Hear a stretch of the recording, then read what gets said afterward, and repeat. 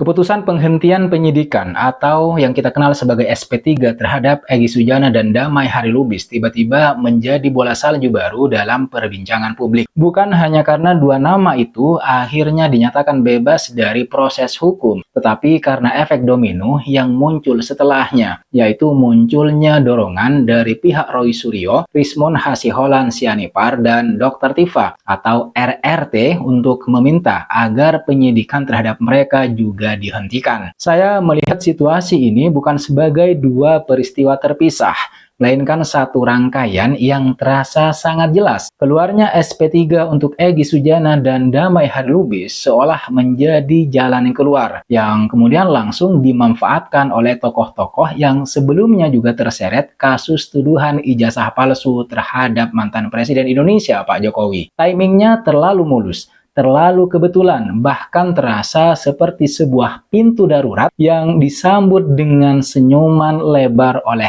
pihak-pihak yang sudah lama ingin mengakhiri kasus mereka tanpa beban lanjutan. Saya kira ini adalah manuver halus atau manuver licin dalam tanda kutip, di mana SP3 yang diberikan kepada dua orang sebelumnya, yaitu Egy Sujana dan Damai Harilubis, dijadikan dasar, alasan, atau pembenaran untuk kemudian menuntut perlakuan yang sama atau serupa. Seolah-olah logikanya adalah kalau mereka dapat SP3, artinya penyidikan dihentikan, ya kami juga harus dapat. Penyidikan terhadap kami juga harus dihentikan. Namun persoalan utamanya bukan hanya soal permintaan SP3 itu sendiri. Setiap orang memang berhak untuk kemudian menempuh jalur hukum untuk melindungi dirinya. Yang membuat ini semua tidak masuk akal menurut saya adalah fakta bahwa permintaan SP3 itu diajukan tanpa disertai kemauan untuk meminta maaf atas tuduhan besar yang telah mereka sampaikan sebelumnya. Tuduhan yang telah menyita perhatian kita semua, perhatian masyarakat, memicu perdebatan panjang, bahkan menimbulkan ketegangan sosial. Inilah yang disebut dengan memakan omongan sendiri, atau dalam istilah yang lebih tajam,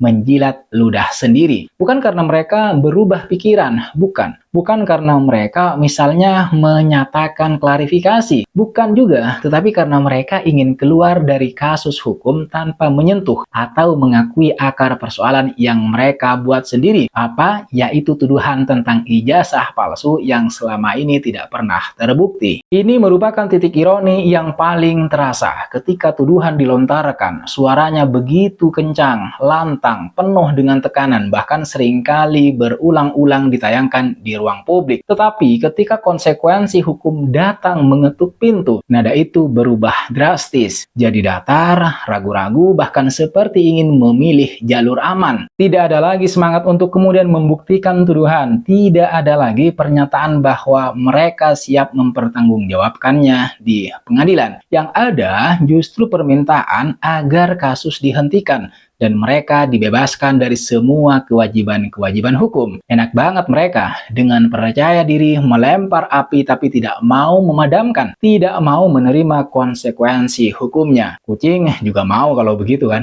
Dan saya kira permintaan SP3 bagi mereka bukanlah sekedar permintaan hukum biasa. Ini adalah upaya untuk kemudian memanfaatkan celah, memanfaatkan presiden, atau dalam bahasa yang sederhana, menumpang pada keputusan SP3 yang telah diberikan sebelumnya. Kesannya seperti kalau pintu kecilnya sudah dibuka untuk dua orang, kenapa tidak ikut saja lewat pintu itu sebelum ditutup kembali? Akan tetapi masalahnya tidak berhenti di situ. Yang membuat kita semua geram, termasuk saya pribadi, adalah sikap tidak mau meminta maaf kepada Pak Jokowi. Padahal isu yang mereka lontarkan itu telah mengorbankan waktu, energi, dan perhatian masyarakat, perhatian kita semua sebagai bangsa Indonesia. Selama isu itu bergulir, orang-orang ribut, debat tidak selesai-selesai, grup WhatsApp keluarga itu pecah, timeline media sosial penuh dengan perdebatan yang menguras tenaga dan pikiran, bahkan psikologi. Dan pada akhirnya ketika tuduhan tidak terbukti, tidak ada satupun dari mereka yang menunjukkan sikap mau bertanggung jawab secara moral. Perilaku seperti ini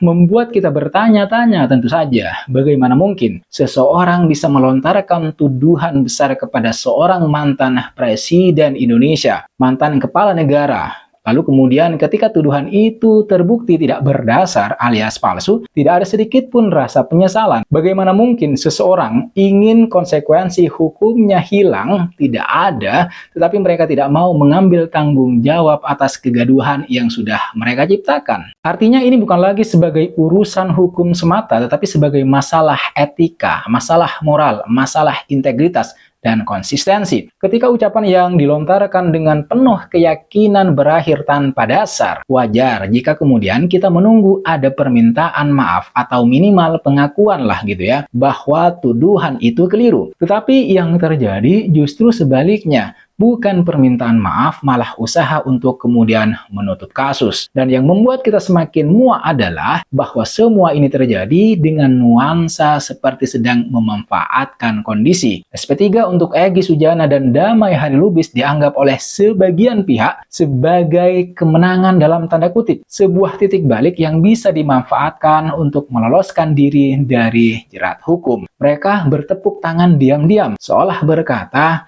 nah, ini momen kita. Sekarang kita bisa minta dihentikan juga. Padahal kalau dinilai dari sisi moral, tuduhan ijazah palsu yang mereka lontarkan sejak awal sudah lama dinyatakan tidak berdasar. Jika seseorang berani menuduh, seharusnya ia juga berani bertanggung jawab ketika tuduhannya tidak terbukti. Itu sudah hukum alam. Tetapi yang terlihat sekarang adalah upaya kabur lewat pintu paling mudah. Ini bentuk ketidakkonsistenan yang sangat jelas. Ketika tuduhan dilontarkan, mereka tampil sebagai sosok yang vokal, seakan-akan membawa kebenaran besar yang belum pernah diungkap sebelumnya. Mereka tampil sebagai pahlawan yang berani mengungkap dugaan besar. Tetapi ketika tuduhan itu dipertanyakan, diuji, dan tidak terbukti, keberanian itu seolah-olah lenyap begitu saja. Kalau sejak awal yakin, kenapa sekarang minta SP3? Kalau berani menuduh, kenapa takut menghadapi pengadilan? Kalau merasa benar, kenapa tidak melanjutkan proses hukum sampai selesai? Pertanyaan-pertanyaan ini terus mengemuka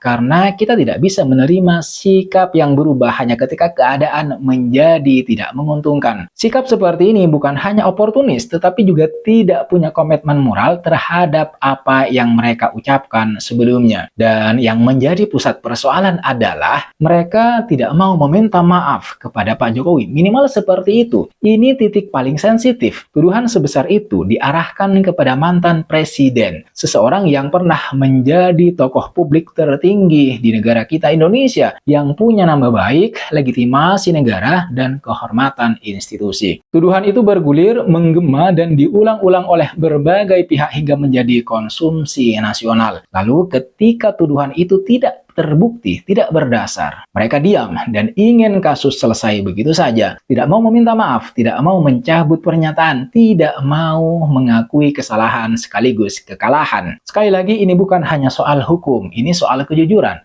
Ini soal keberanian moral. Karena ketika seseorang sudah melemparkan sebuah tuduhan yang sangat serius, maka ada dua konsekuensi, membuktikannya atau mengakuinya salah. Tidak ada jalan tengah. Namun, mereka justru memilih jalan yang ketiga, keluar dari kasus tanpa konsekuensi dan tanpa permintaan maaf. Saya kira ini titik yang sangat pas untuk kemudian menggunakan kalimat mereka menjilat ludah sendiri. Karena mereka sendiri yang sebelumnya bersuara sangat keras, mereka sendiri yang membangun narasi tuduhan, mereka sendiri yang mengulang-ulang keraguan masyarakat, keraguan publik terhadap ijazah Pak Jokowi. Tapi ketika narasi itu runtuh, seruntuh-runtuhnya, bukannya berdiri tegak menghadapi konsekuensinya, mereka malah mencari jalur keluar dengan menggunakan celah hukum. Mereka terkesan ingin mengambil keuntungan dari keputusan SP3 yang bukan diajukan untuk mereka. Mereka seperti seseorang yang tidak diundang tetapi ikut makan di meja pesta karena pintu sedang terbuka. Dan setelah makan, mereka ingin keluar tanpa membayar. Padahal apapun hasil akhirnya, masyarakat Indonesia, kita semua adalah pihak yang ikut merasakan dampaknya selama isu ini bergulir. Masyarakat yang berdebat, masyarakat yang terpecah,